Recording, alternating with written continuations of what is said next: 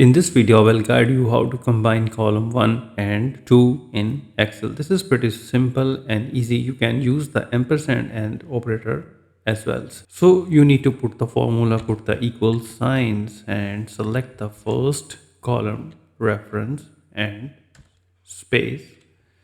Use the ampersand space and put the double quote space, and again put the ampersand space and select the second column and hit enter, and here you can see that. So if you want to insert a dash in between the word, then what you have to do is you need to press the F2, and in the middle of double quote you need to type and hit enter.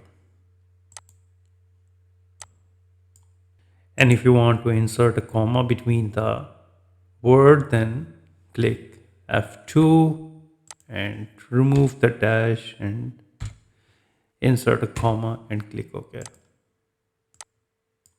There is another method which is the concat function. Use if you prefer a standard function. It works identically to the ampersand method. The formula is you need to put the equal sign and type concat, open the bracket, select the first column reference, comma, space, double quote, comma, and space, and select the second column and hit enter.